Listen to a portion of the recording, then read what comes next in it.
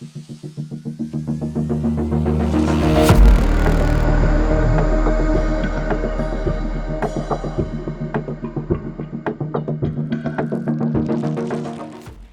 buenas noches, bienvenidos a una nueva emisión de Close Up.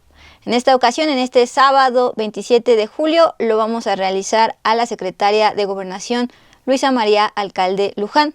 Hasta el momento, la única candidata para ser la próxima dirigente de Morena. Ella, por así decirlo, es una de las puras en Morena, ya que estuvo desde su conformación en 2011 y además no viene de ningún otro partido. Siéntese, póngase cómodo, ya está aquí, bienvenidos.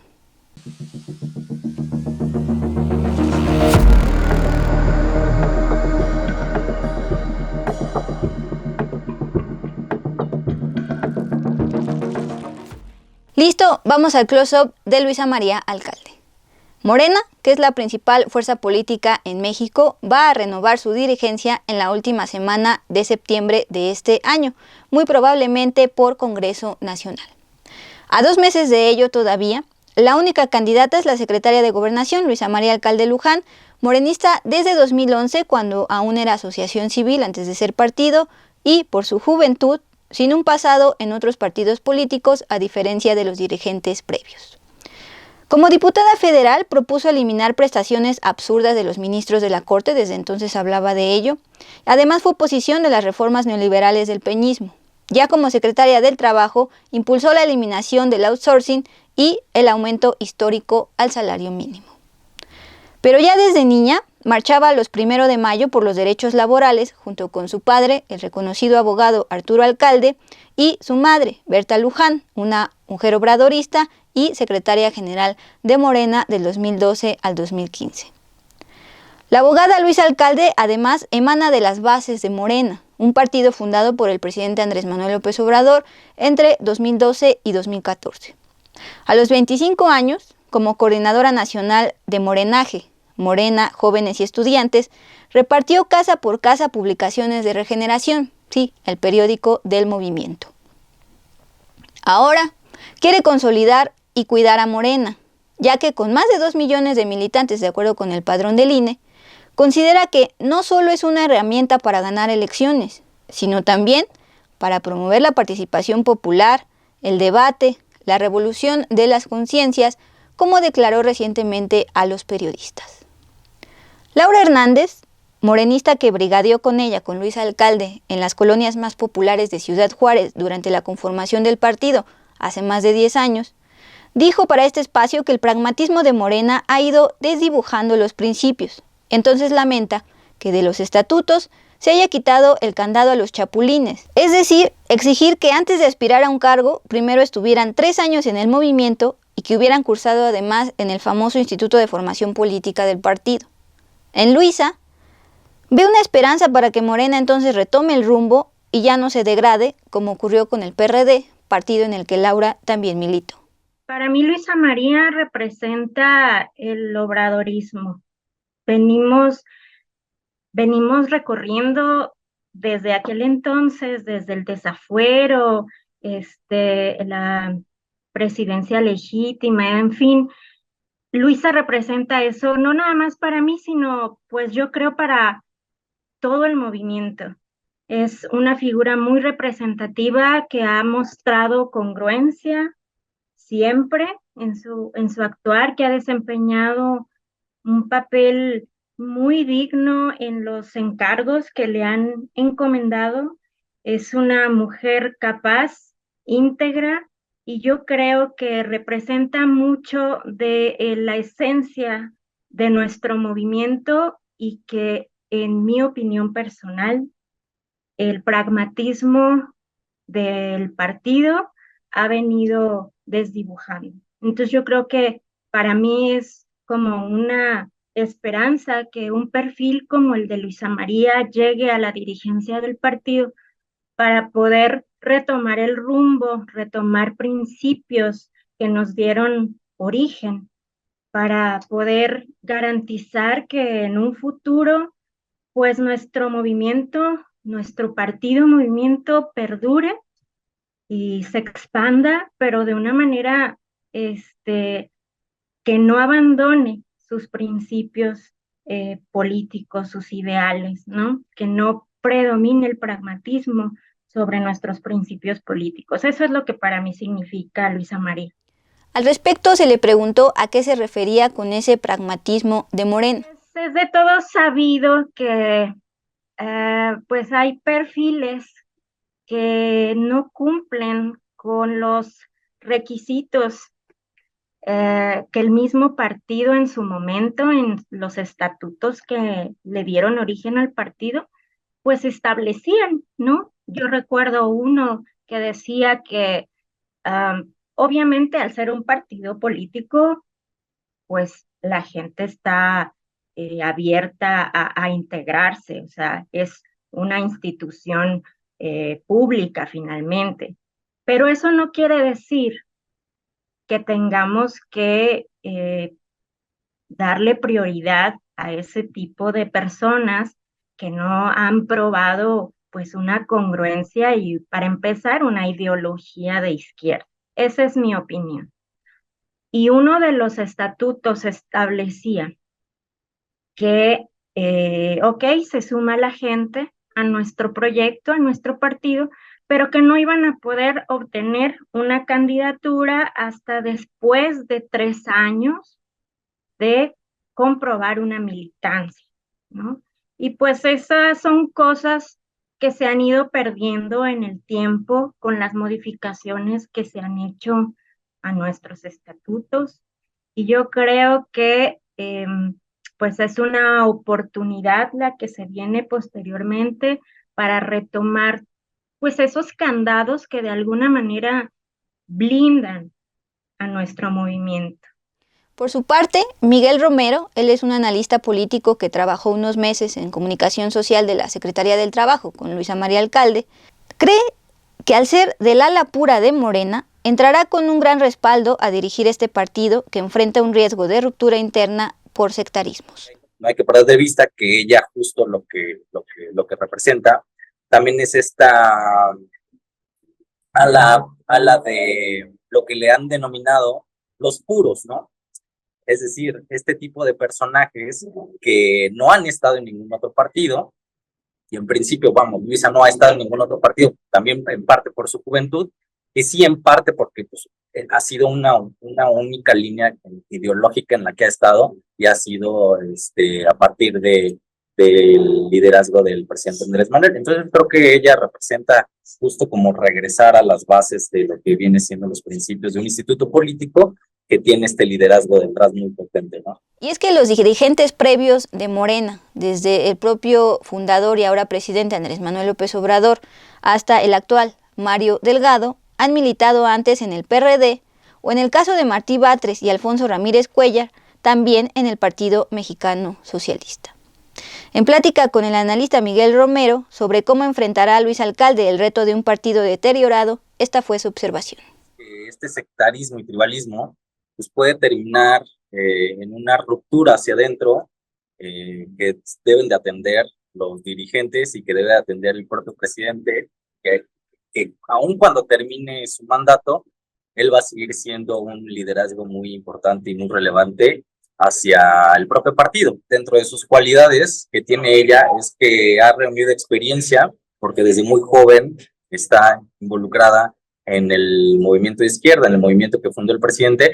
Y la otra parte que me parece que es fundamental es que su voz va a ser poderosa porque ella tiene el respaldo del presidente de la República. Me parece que reúne todas las capacidades y habilidades en términos de hacer política y en términos incluso teóricos de ideología política. Creo que está muy bien blindada en esas dos grandes líneas, ¿no? Que sí es la ideología y la teoría, y también esta práctica de hacer política que la ha venido reuniendo a partir de su paso desde diputada, desde brigadear, hasta también su paso por la Secretaría del Trabajo y la Secretaría de Gobernación. Pasemos al primer close-up, los Alcalde. A diferencia de sus padres Arturo Alcalde y Berta Luján Uranga, originarios de Chihuahua, Luisa María Alcalde y su hermana Berta Alcalde nacieron en la Ciudad de México en la década de los 80. Luisa cursó la primaria en un modelo educativo particular de Crowley, que le fomentó la participación activa en asambleas grupales y su gusto por el teatro. A la par, su ideología de izquierda la adquirió de sus padres, activistas del Frente Auténtico del Trabajo, relacionado en un inicio con católicos y cristianos. En una conversación que tuvo con Milenio cuando todavía era secretaria de Trabajo, compartió esto sobre su niñez. Desde que yo era pequeña, los dos eran activistas del movimiento obrero en el Frente Auténtico del Trabajo. Mi mamá era dirigente nacional, mi papá abogado de diferentes organizaciones sindicales que luchaban por la democratización del mundo del trabajo. Eso influyó mucho en mí, en mi experiencia, en mi crecimiento, porque me tocó involucrarme de manera personal en muchos de estos movimientos, incluso en las marchas del 1 de mayo siempre íbamos nosotros. Los fines de semana estábamos muy involucrados en esa actividad de mis papás que formaba parte de su vida cotidiana, no solo era su trabajo, era su vida social, sus amigos. Así como de niña marchaba los 1 de mayo a favor del movimiento obrero, como vemos en esta imagen que ella misma compartió, en la prepa se manifestó contra el desafuero de Andrés Manuel López Obrador promovido por el presidente panista Vicente Fox en el año 2005. En ese entonces, su madre Berta Luján era la Contralora General del entonces jefe de gobierno del Distrito Federal. Su padre, Arturo Alcalde, a quien Luisa identifica como su gran maestro, ha sido durante décadas asesor legal de varios sindicatos nacionales como el de Trabajadores del Seguro Social, también el de Pilotos Aviadores, conocido como ASPA, de universidades como la Autónoma Metropolitana, la UAM, de la Iberoamericana, de Chapingo y del Colegio de México. Por ello, El Sol de México advirtió en 2019 un posible conflicto de interés cuando su hija fue nombrada secretaria del Trabajo. La Secretaría del Trabajo emitió un comunicado. La STPS no dicta resolución alguna en conflictos laborales, ya que solo participa en las negociaciones como ente conciliador. Además de que el abogado Arturo Alcalde es representante legal de sindicatos, también colaboró con análisis sobre la reforma laboral, donde se eliminó la subcontratación que dejaba sin prestaciones a los trabajadores. No había ningún conflicto de interés porque en lo que ella operó y lo que ella hizo, lo que la política que ella diseñó, pues no tenía nada que ver con estos señalamientos que le hacían. Es decir, nadie perdió de vista que su papá es un destacado abogado. Sin embargo, todos los temas que ella llevó los hizo como la funcionaria pública y como la diseñadora de política pública que le tocó en ese momento el reto. Y desde mi punto de vista, ese señalamiento se prestó más a un golpeteo político, que es normal, que todos lo entendimos como normal, pero que no responde a un fundamento, a un argumento, sino se entendió como un golpeteo que se quedó meramente en hacer política, ¿no? Volvamos al año 2006, justamente el año del fraude electoral. Ella comenzó a estudiar en ese año Derecho en la Universidad Nacional Autónoma de México. En esas aulas, una Luisa universitaria discutió el fraude electoral contra López Obrador, entonces candidato presidencial del PRD. Ya hablamos de ella y de sus padres, hablemos de su hermana Berta, porque ella también estudió Derecho en la UNAM. Durante la pandemia, fue superdelegada de programas sociales en Chihuahua. Contendió también para ser consejera del INE y recientemente decidió hacerse a un lado de su aspiración de ser ministra de la Corte para darle paso a la ahora ministra Lenia Batres, quien había obtenido más votos de los legisladores, aunque no los necesarios para evitar que fuera el presidente quien tuviera que elegir entre ambas. Su recompensa llegó muy pronto y desde febrero de 2024 es la titular del ISSSTE. Ahora vamos al close-up Joven Combativa. En octubre de 2011, por invitación del propio Andrés Manuel López Obrador, Luisa Alcalde se unió a la asociación civil Morena, donde fue coordinadora nacional de Morenaje, Morena Jóvenes y Estudiantes, justo recién egresada como abogada de la UNAM.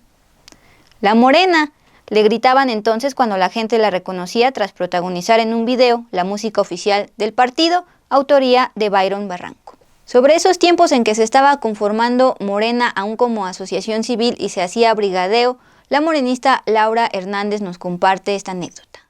Yo vivía en Chihuahua, yo trabajaba ya y en esa época, pues era el 2012 que estábamos preparando todos los esfuerzos necesarios para lo de la campaña de Andrés Manuel en ese año. Entonces, comisionaron a Luisa María Alcalde para que coordinara los esfuerzos en la estructura y formación, en la formación de estructura allá en Ciudad Juárez.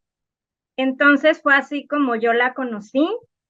Era pues de todos conocido que formaba parte de la imagen representativa de lo que era Morena Jóvenes y Estudiantes, lo que era Morenaje. Y entonces estuvimos brigadeando en la ciudad, en las colonias más populares, en las colonias más humildes, en los cruces viales de Ciudad Juárez, y ella se integró a mi brigada. En aquel entonces, pues yo tenía un coche pequeño, mis papás estaban allá conmigo de visita y muy motivados. Mi papá acondicionó el coche con un megáfono, con una bocina grande, como a manera de ir perifoneando por las calles.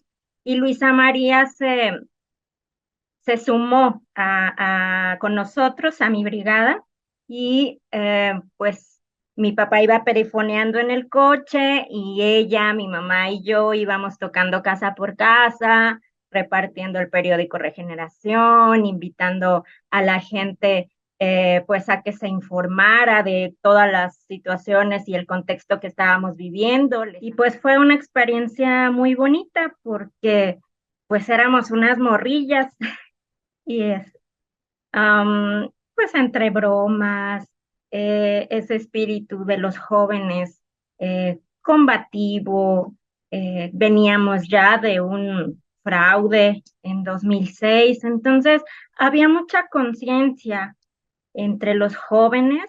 Mientras entonces Morena se terminaba de constituir como partido político, Movimiento Ciudadano, recuerden que fue parte de la coalición en la campaña presidencial de López Obrador, antes de que rompiera con Dante Delgado, Movimiento Ciudadano les abrió un espacio para que conformaran su primera bancada en la Cámara de Diputados.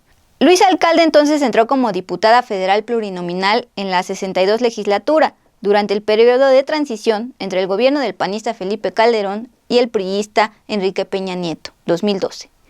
Como parte de la oposición contra las reformas estructurales del conocido Pacto por México, sus compañeros de esa pequeña bancada fueron el ahora gobernador de Sonora y también dirigente del Consejo Nacional de Morena, Alfonso Durazo, la ahora ministra Loretta Ortiz, Fernanda Romero Lozano, sí, hija del titular de Pemex, Octavio Romero, entre otros.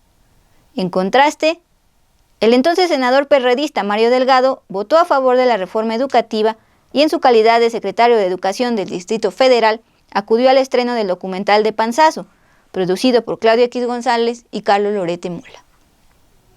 Alcalde, ya desde diputada federal, cuestionaba las lujosas remuneraciones de los ministros de la Corte, algo que ha hecho ahora como secretaria de Estado en torno a la reforma al Poder Judicial. Esto dijo en el Pleno en diciembre de 2012. Adelante, diputada, la escuchamos. 6,118,837 pesos es la remuneración nominal anual bruta de un ministro de la Suprema Corte de Justicia de la Nación. 6 millones de pesos al año. Aún así, el presupuesto contempla que se les dé una ayuda para anteojos de 3,100 pesos y 1,000 pesos de estímulos para el Día de la Madre. De acuerdo con este dictamen, alguien cuyas prestaciones brutas son de 6 millones de pesos precisa además de un estímulo de 1,000 pesos para el Día de la Madre. Ahora solicitaré que se acepte esta reserva para que se eliminen estas dos prestaciones para los ministros y se destinen al desarrollo social. Son solo 45,000 pesos, pero les pido que se haga como un acto simbólico que reivindique a favor de los que ganan 60 pesos al día, un pequeñísimo acto que les permita saber que podremos equivocarnos en mucho, pero que por lo menos no pretendemos burlarnos de ellos. Muchas gracias. Meses después, en septiembre de 2013, durante la comparecencia del secretario de Hacienda Luis Videgaray Caso, lo enfrentó cara a cara y le expuso al tecnócrata la historia del neoliberalismo desde que el secretario de Hacienda Pedro Aspe y el presidente Carlos Salinas de Gortari se conocieron en 1978 cuando estudiaban el doctorado en Estados Unidos. En la tribuna, entre varias interrupciones de legisladores, le cuestionó que la reforma energética propuesta beneficiaría directamente a su grupo político conformado por Emilio Lozoya, Pedro Aspe, entre otros. Señoras y señores legisladores, se les solicita que escuchemos con respeto a la oradora. Continúe la oradora. Compañeros, no sé de qué se ofenden. Todos estos es tan solo una historia de datos duros. Secretario Videgaray, usted y sus socios planean aprobar esta reforma energética con una sola finalidad: hacer negocios. Imagínese que un mes y medio después de ser nombrado Lozoya Austin como director general de Pemex, tan solo un mes y medio después, Pemex adjudicó de manera directa, sin licitación, la primera fase del gasoducto Los Ramones, un proyecto de megainfraestructura gasífera con un costo de más de $2,000 millones. Ese megaproyecto se le adjudicó nada menos que a Sempra, ahora llamado Iénova, empresa dirigida en México por Carlos Ruiz Sacristán, compañero del propio Lozoya Austin en OHL. ¿Quiere saber a qué empresa asignó Pemex para llevar a cabo el armado financiero? A Protego, de Pedro Aspe. Ni un mes y medio llevaban Lozoya y usted en el cargo y ya habían realizado el primer gran negocio relacionado con el petróleo. Luego de este recuento de hechos, le pregunto, ¿puede usted negar que la reforma energética que propone beneficiará directamente a su grupo político, enriqueciéndolo a costa de las carencias de la gran mayoría de los mexicanos? Concluya, diputada Alcalde Luján. Muchísimas gracias.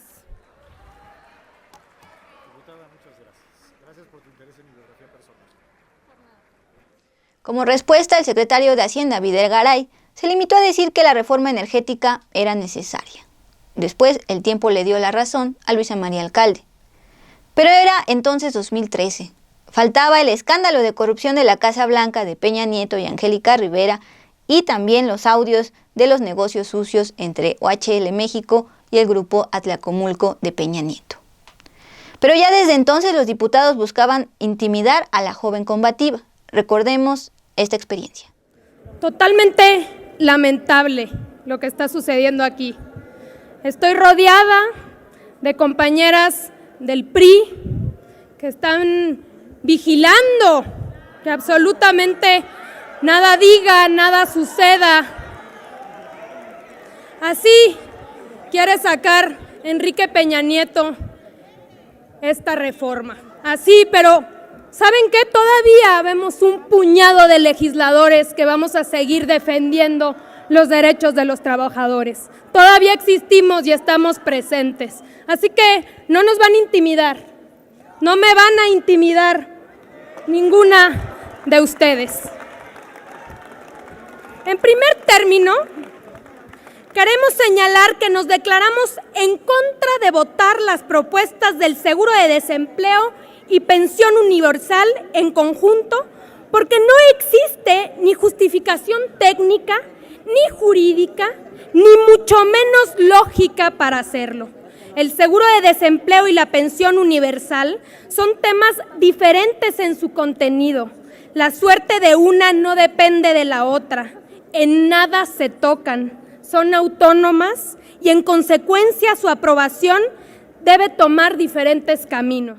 Luego de esa intimidación a la diputada Luisa Alcalde con burlas del entonces diputado Alejandro Moreno, hoy dirigente del PRI que busca reelegirse hasta 2032, durante la discusión en torno al famoso sistema anticorrupción de Peña Nieto, Alcalde cuestionó en el Pleno que la Casa Blanca solo era la punta del iceberg de un tramado de corrupción en las más altas esferas de los gobiernos panistas y priistas.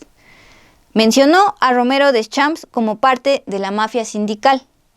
Eso lo dijo en febrero de 2015, aunque cuando ya fue secretaria de Estado, permaneció bastante pasiva frente a la mafia sindical del líder petrolero Carlos Romero Deschamps, a quien se le permitió renunciar al cargo sin investigaciones sobre su enriquecimiento ilícito y murió impune.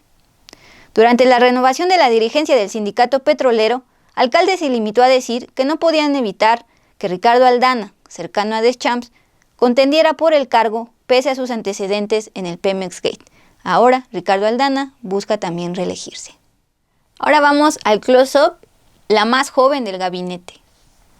Luego de que marchó en la prepa contra el desafuero de López Obrador y cuestionó el fraude electoral en 2006 en la conservadora Facultad de Derecho de la UNAM, después de ser fundadora de Morena y de ser oposición contra las reformas estructurales de Peña Nieto desde la Cámara de Diputados, el presidente Andrés Manuel López Obrador, entonces electo, la designó para secretaria de Trabajo a sus 31 años.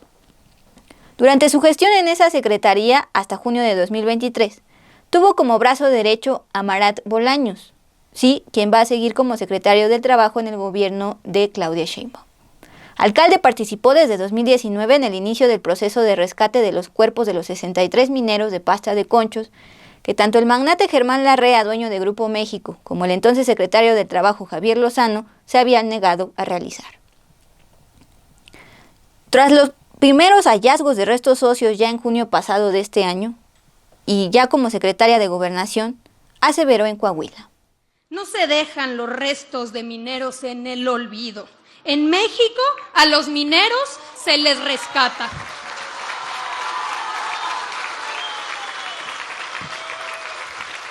Reconocemos a las familias por su paciencia, por su valentía y su fortaleza durante todos estos años.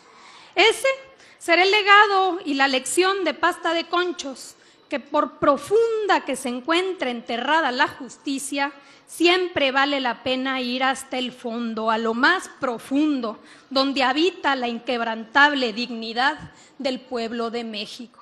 Asimismo, a quien habían calificado de inexperta, resaltó desde los pocos días de que el gobierno de López Obrador inició.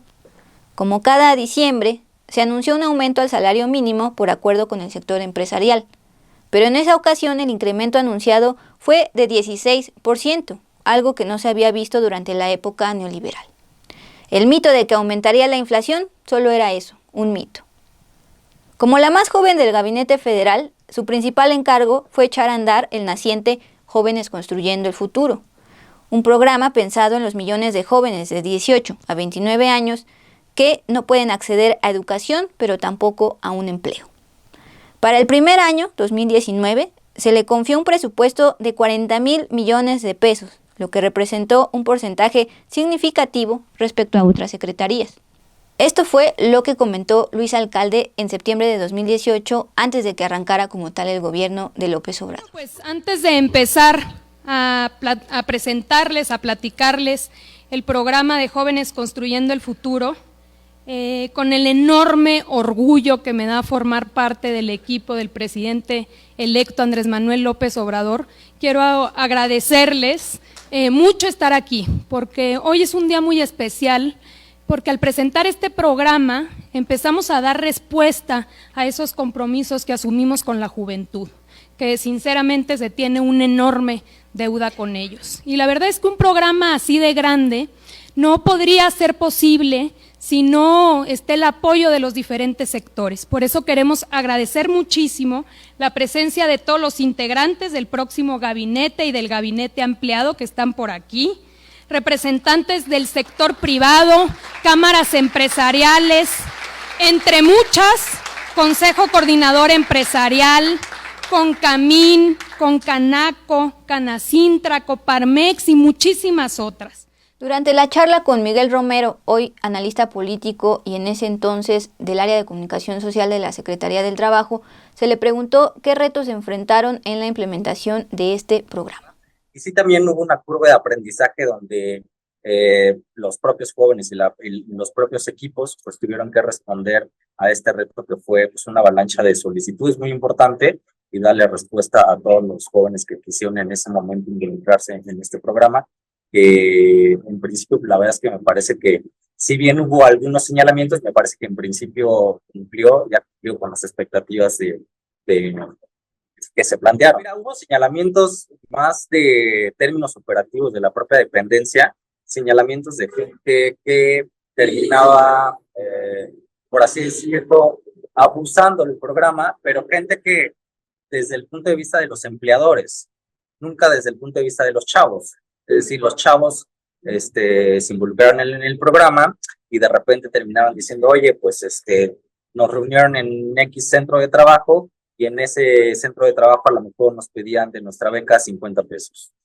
Entonces, vamos, ese abuso era por parte de, fueron